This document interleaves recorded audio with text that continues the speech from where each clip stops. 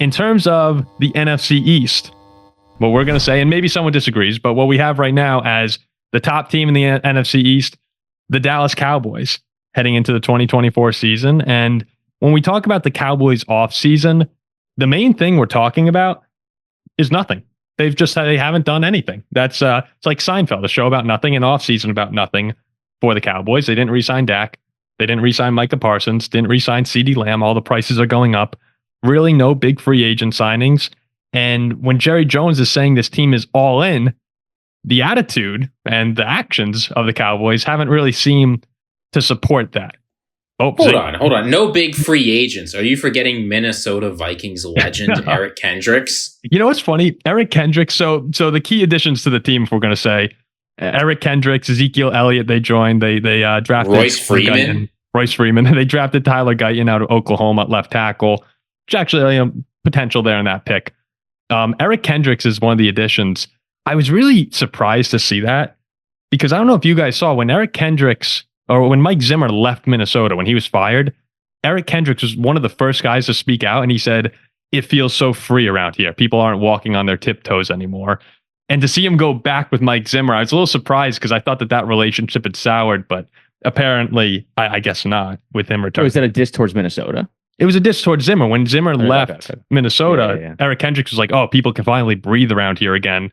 Because Zimmer, he's a crankier guy when it comes to coaching. All right, and then he goes back. And then he went back to him now at Dallas as the defensive coordinator. Yeah, maybe. I mean, that was the best football you saw Eric Kendricks play.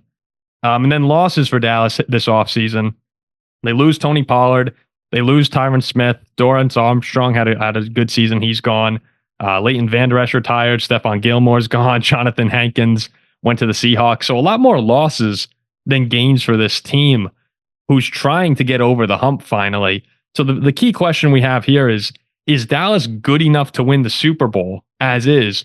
Or do you guys think the inactivity is going to cost them when they haven't made the NFC Championship game since 1995? See, give me a roll tide. Give me a roll tide, Ziggy. The T is a lowercase, but roll tide.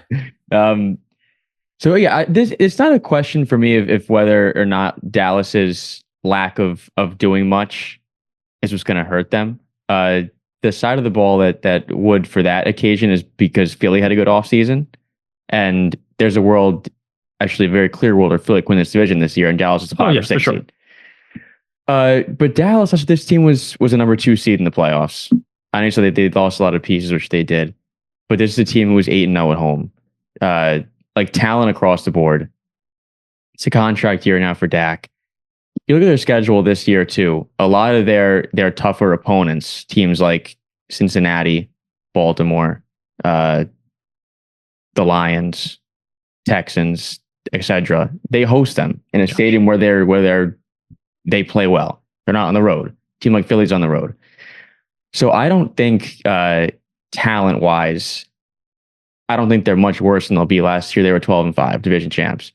It's just a matter of teams like Philly having gotten better. Mm-hmm. But Dallas is capable of playing in the Super Bowl. Like they're good enough, and they have in the last couple of years. It's just a matter of whether or not they choke in the playoffs again.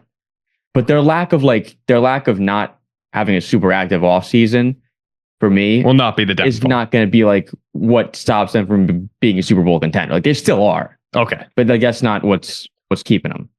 Well, you don't need to have an active offseason like a team like the Falcons did if you've already got the players at home. I know people are unhappy, but Dak has to be one of the best quarterbacks in the NFC. CeeDee Lamb is one of the best wide receivers in the NFC. Micah Parsons is one of the best edge rushers in the NFC. Now they've sort of moved him down there. One of the best defensive players. Trayvon Diggs, one of the best playmakers defensively in the NFC. They have a lot of really good players.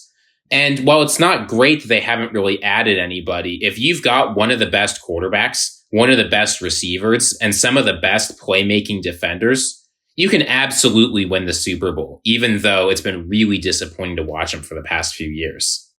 Yeah, they can still get there. Like, absolutely. Yeah, I think most reasonable people would look at the Cowboys and say, this is still a Super Bowl contending team. Again, when you talk about the Cowboys, most people are not reasonable. So, when you're thinking about the national media or even just, general people reacting to Cowboys news, it's always going to have a negative spin on it. we don't really exactly feel that way. But what I will say is that the offseason has been very disappointing. It hasn't been debilitating, but yeah, you would have liked to see them go out and address running back. They're kind of testing the Jack's theory of running backs don't really matter, just plug and play. Zeke's not going to come in and be a huge difference maker. Linebacker, I like, again, we like Kendricks because he's a former Viking, but Kendricks is he's washed. He was not good last year. At this point in coverage, he used to be great in coverage, and now I just remember him getting torched against the Rams on Thursday Night Football. This was like 4 years ago too. So he's fallen off a cliff. Didn't really address your defensive tackle issues. To me, if you want to be a contender, like go assert yourself, make some noise, make some splashes. It doesn't have to be the biggest guys in the world, but I think losing is a disease, and to overcome that hurdle, you really need to avoid all distractions. You need everyone brought in. And when they haven't done anything this offseason, they left Dak out to dry. They left CeeDee Lamb out to dry. They left Parsons out to dry. McCarthy and Jerry Jones now, all the reports are how they don't get along. To me, the things that need to happen for Dallas to take that next step are not happening. And that's what would scare me as a Cowboys fan, is that they're just like, yeah, they are talented enough to win, but there's just so many distractions already when nothing's happened that gets me a little bit nervous. Especially that Philly went out and had a great offseason. Philly had a great offseason. Like Philly probably the best offseason of any team in the league. Yeah, other than maybe you guys. Yeah, Well, yeah, it's close. And then Dallas goes out and does nothing, which is a concern. Because there's a huge there's a huge difference in a 2 or 3 seed versus a 5 or a 6. Philly's making all these moves. Dallas is not. Dallas has the talent to win the Super Bowl.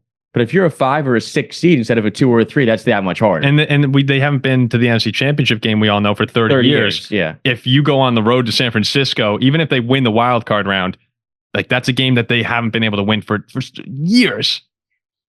Yeah, so they're going to have to win a lot of regular season games, and I worry particularly about that wide receiver room. You know, they've had really good injury luck with CeeDee Lamb. He's played 17 games the past 2 seasons, but if anything happens to him, you know, Brandon Cooks is getting old. Tolbert is totally unproven, and there's nobody behind those guys. If anything happens to CeeDee Lamb this year, the offense could get very sour very quickly. And one last thing before we move on to the next team here. Jack, you mentioned how Dak, which really for this team, I agree with you. It's kind of overcoming that mental hurdle and showing up in the playoffs. Dak here, I mean, last season, 4,500 yards, 36 touchdowns, 9 interceptions, second in MVP He was voting. best in the league. He was awesome. He was great. And then in the playoffs, remember that first half of the Packers game? 87 yards, 1 touchdown, 2 interceptions, a 47.2 passer rating, 27-0 hole, completely outdueled by Jordan Love. Yes, the Packers were playing really good football at the time, but still, that's an unacceptable performance for Dak. And I think Dak Prescott would be the first one to admit it.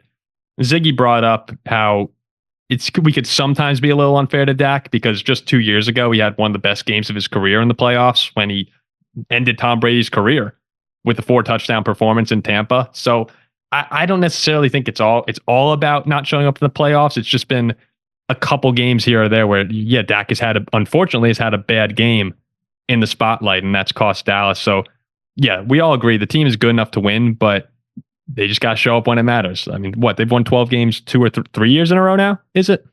Yeah, I mean, they were undefeated at home last year. I didn't lose at home. We'll see where and lost where that takes them. Years.